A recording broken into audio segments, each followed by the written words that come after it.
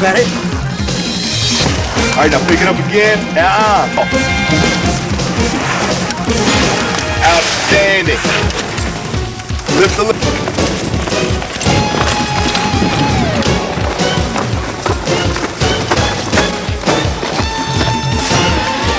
Watch your step. That counts. Slippery rock. Go ahead and grab it again. Got it. Got it.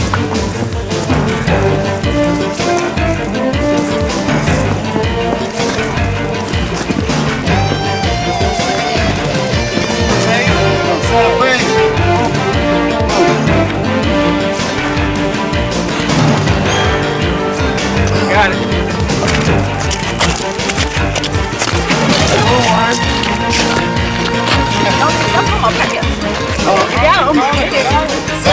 Somebody follow. Overhead carry move. Yeah, overhead carry move. Move. Whoa!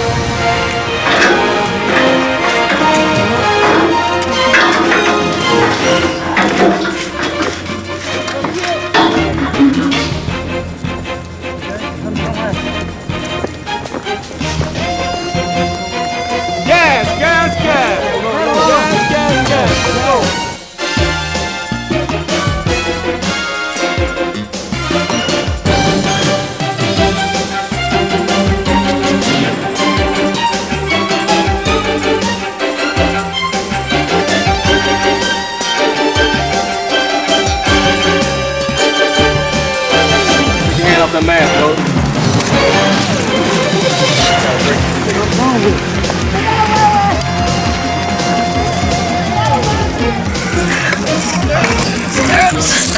Straps over.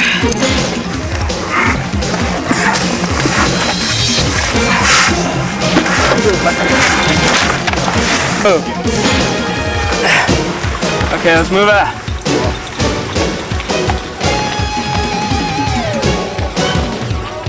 Come on, soldier medic, pick it up. Get out, get out! Come on, get him up, let's get out of here, let's go! We gotta get out of here! All right. Let it live. Live. Dennis, what do you have to do? Prepare to live. Live. Live. Go. Live. Live. Go!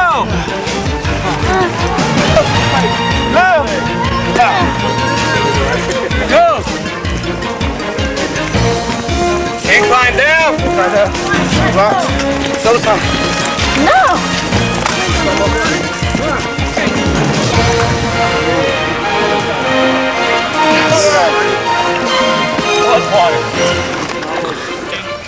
Hey!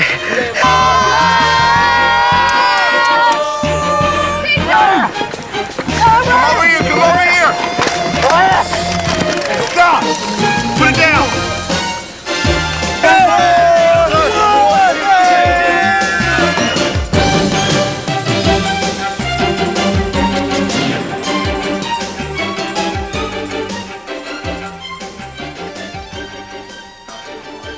I think the team that I was with the first time around was probably the biggest challenge, going through it for the first time, and actually having like the first time picking up patients on a litter through like a thing like that. I just thought overall the whole thing was difficult. Lifting up everyone's size, just like people were taller and shorter. And I think the most challenging thing, I mean the whole thing kicked my butt pretty much, but the most challenging thing was lifting it up over your head because your arms are already tired. And so then when you have to like lift it straight up in the air, you know, then you're really dying and trying to get it over the walls and everything. It's really tough. It's a lot harder than it looks when everyone demonstrates it. Well, the way I was challenged the most is working as a team, because most of the time I work as an individual. So it was pretty tough working as a team. I was challenged the most on most of the hills and getting my team motivated so I can stay motivated and dedicated to get the men across the finish line. The pit was a big obstacle as well. That was the last obstacle, and we was in a rush for time. We had smoke going off, so, you know, but we got through it okay. One of the other hard parts was when we had to go under the wire in low crawl, and I liked that part kind of because it challenged me more, because it made me want to push myself, because it got really hard. I was at the end and I was the one pushing, and I liked it. It motivated me. So.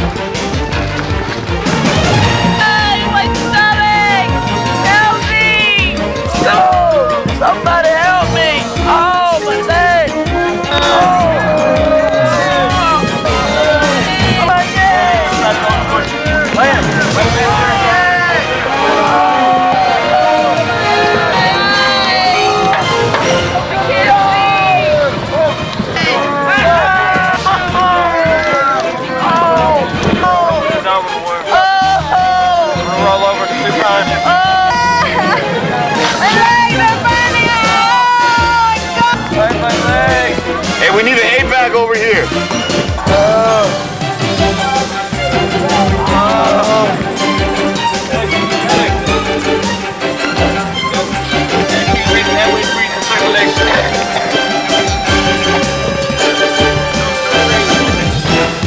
Better back, don't do like 3, 4, and 5. We'll give it to you, all right?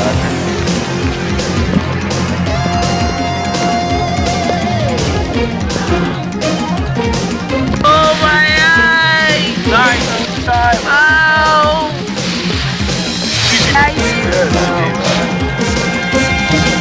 90 and rapid. 90 are.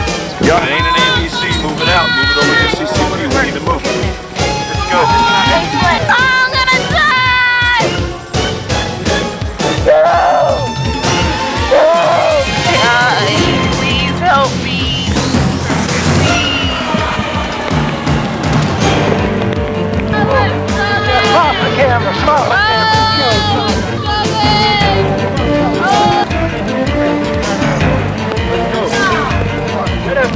Line 5, Lima, break. Line 6, none, break.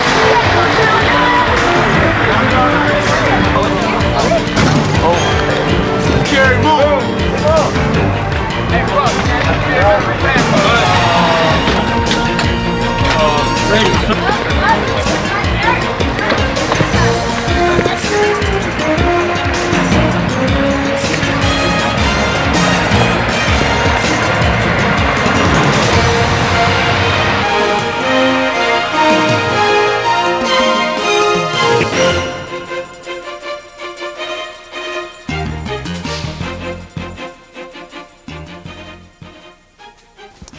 I believe it taught us to cooperate and do things together, and it brought us together in the fact that, you know, we might have thought that we forgot something from like Module 1 or whatever, but it all came back to us in the end.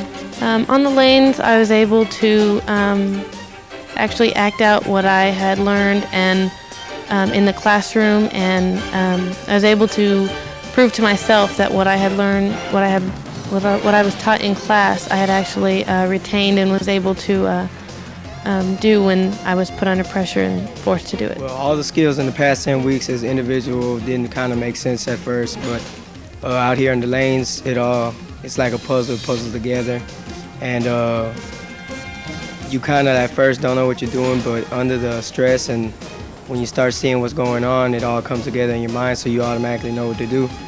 Other than that, it's stressful, but you find a way to overcome that. Oh, fell right into place. It was awesome. Like just watching everybody do their thing, and it was awesome. Like knowing, like after you fix somebody, knowing that, hey, I did that and I knew how to do it. It was just impressive. Like some of the things I could remember that I didn't think I'd ever need to remember. You won't really know what to do until you actually get on top. Around the patient. That's when all your skills that you learn in class come together.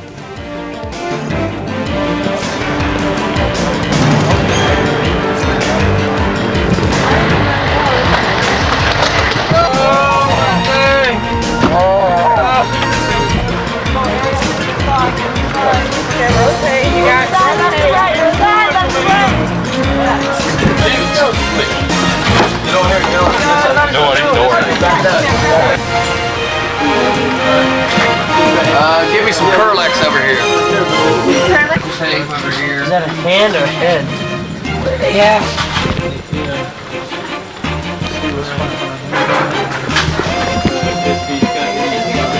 First, I gotta get this dressing on. Control this plate.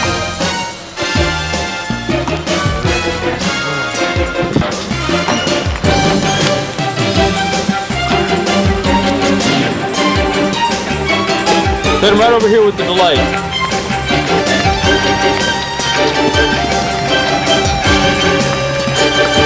Right there, yeah, right there. We need the litter team, come on, let's go. Go.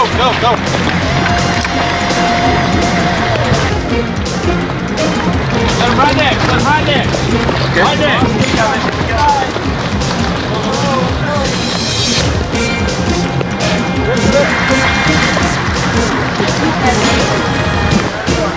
Go, litter team! Let's go here, litter team!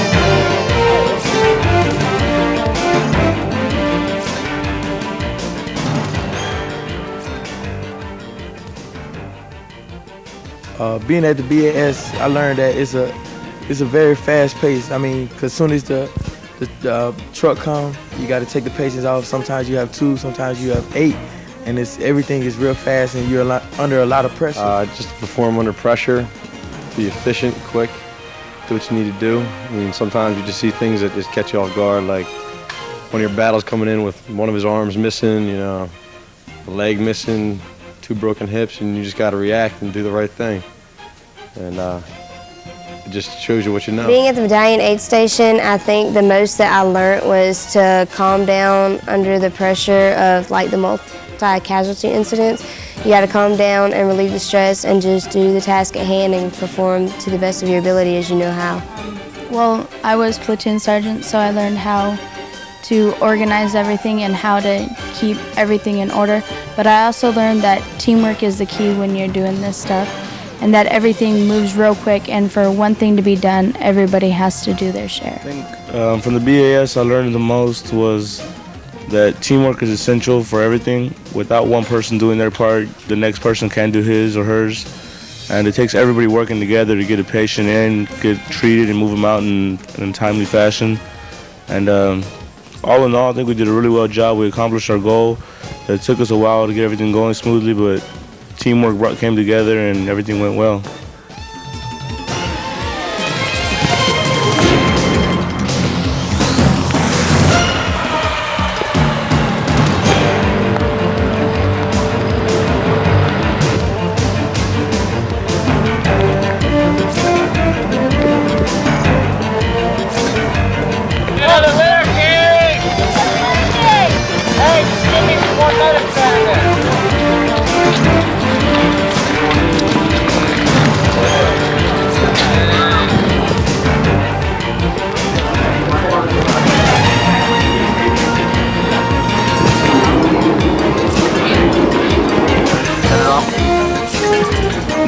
else are you looking for?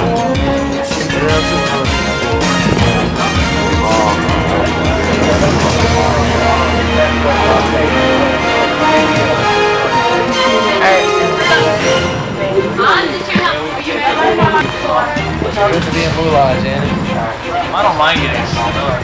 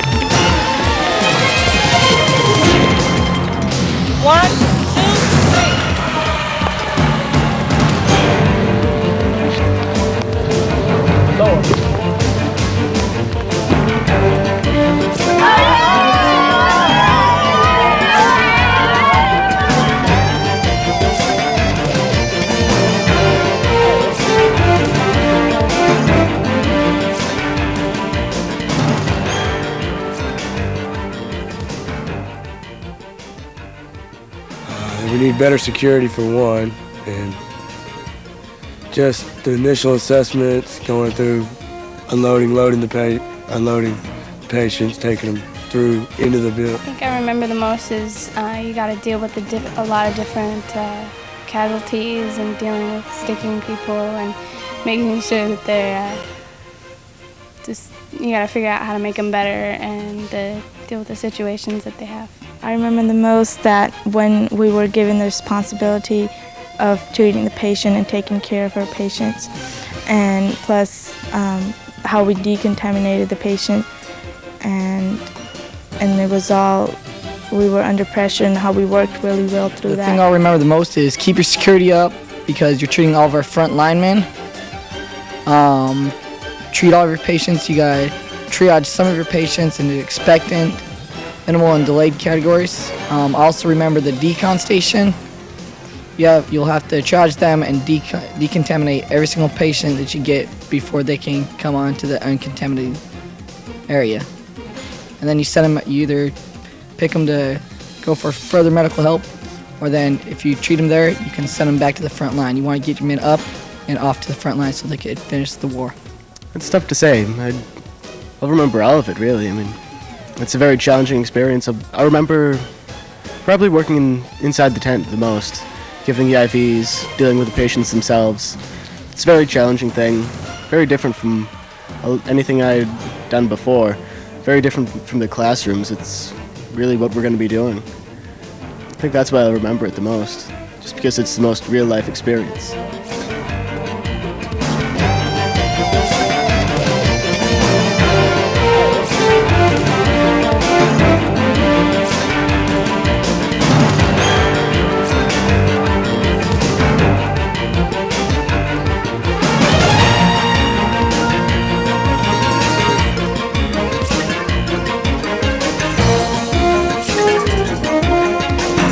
Okay, when you out there, I want you to be holding us and clutching and screaming in pain, all right? Look.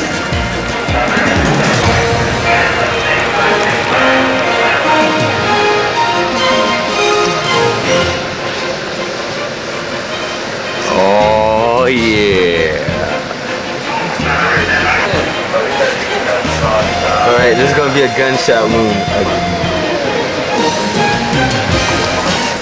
Okay, now you are definitely right-handed. These two are running from the enemy. They kind of bump into each other and a little bit of shrapnel.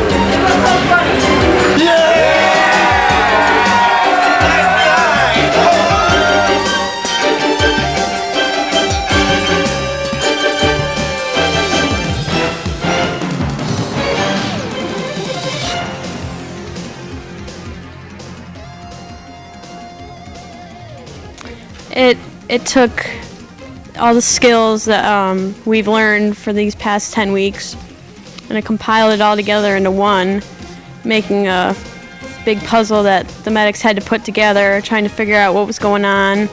And it was interesting for me because I learned as a patient how my fellow classmates react to this situation. So it was a good experience. Well, the Moolah Station added the hand-on experience for the privates, so it let them know how and what to do in the actual combat situation instead of just learning it in the classroom, because everybody can learn stuff, but actually doing it is different for them. Well, I felt the Moolah Station added realism to the field training exercises by the reality of all the injuries and hands-on experience for the medics and how they reacted to the situations. And they kept asking me what my name was, but I was trying to tell them I was unresponsive, but they didn't want to hear it, so they just made their situation. It taught us about what kind of different wounds to expect, especially with the different types of environment you'd be placed in, especially with the chemical biohazard warfare and with different types of the terrain you could easily get hurt on,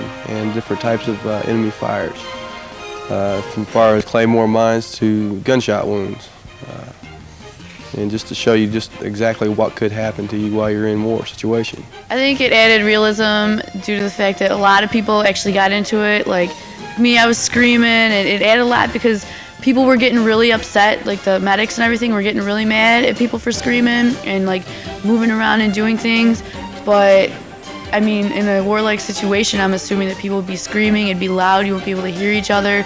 And you know, in a lot of people's heads, they were thinking, hey, maybe I'm just mad because this person won't like be quiet or whatever. But when they, you know, when they're done with the situation, they realize that that's what it's like. So, you know, they realize that I need to calm down, take the situation, and just, you know, roll with it instead of freaking out because someone's screaming and getting mad at them.